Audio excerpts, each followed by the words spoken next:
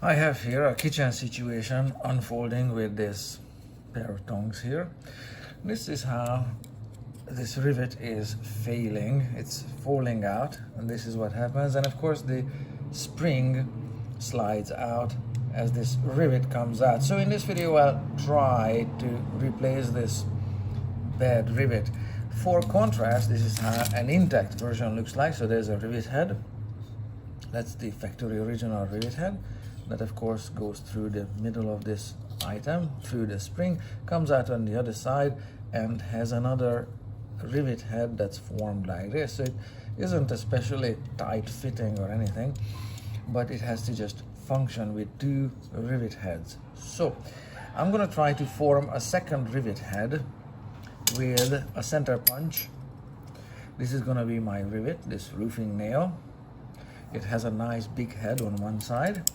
So I'm gonna try to make it happen sensibly, and the nail shank, the diameter of the nail of course fits the diameter there, and there should be able to make it work within reason there. Okay, so obviously it's long enough, so that's a good start. Now this is a steel nail and this is an aluminum rivet or aluminium, and of course the rivet head, the original one, is still in place, but the secondary sheared off over time. So this mushroom head on the rivet just wears away after a while and it breaks up at the edges, and so that's what happened to this one. And it's made of aluminum, and this is made of steel. A little bit harder to work with steel, but I'll give it a try. So to cut it roughly to length, I don't know, I'm gonna try there if I can do this with this pair of pliers, but if I can, okay, I can apparently, and it flew away there. So far so good. That's the original nail head or the nail point, and I'm hoping to make it work now. Because of the pair of pliers, this is gonna need some filing. I want to file it flat because the center punch is just gonna slide off for this one. So give me a minute for filing here. So that's how the filed end looks like there. Reasonably flat, yes. That's how it looks like. So I know it's a little too long. I'm not too concerned about it.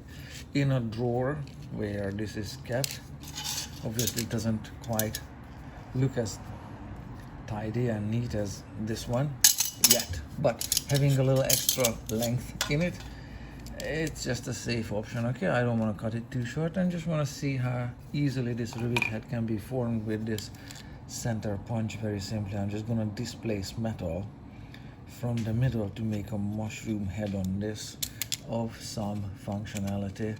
So having a little extra length in the rivet is gonna help me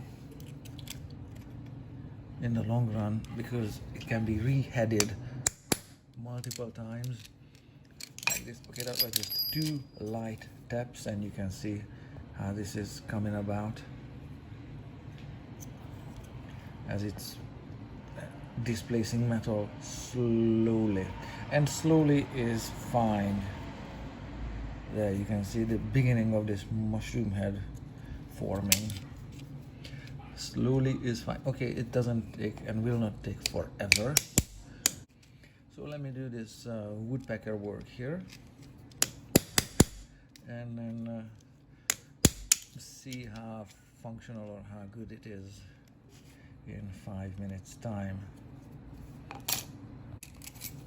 And I just finished this with working around it like so, and we're gonna go with, that's a cute rivet head. Okay, obviously it's not sliding through it anymore. There's enough length in it to re-head it multiple times. You can kind of fix it or whatever, make it less crooked. The metal is not tragically bent anywhere. Soft metal and easy to make it work. And of course, it's very importantly, it's fully functional. Much better than burning your hand, whatever, flipping meat and frying it, whatever. It is reasonable. It's not beautiful, but hey, it works. And you can use a little bit of filing here at its edges that may be a little bit sharp, but just so happens that I have the file handy, and this one has a non-marking edge that's also rounded, so like so, and so it's not gonna leave file marks on the tongue when I file it, just like so. Just some easy filing. And there's enough length left in it for reheading it later. Okay, so after filing, it's gonna be pretty close to functional.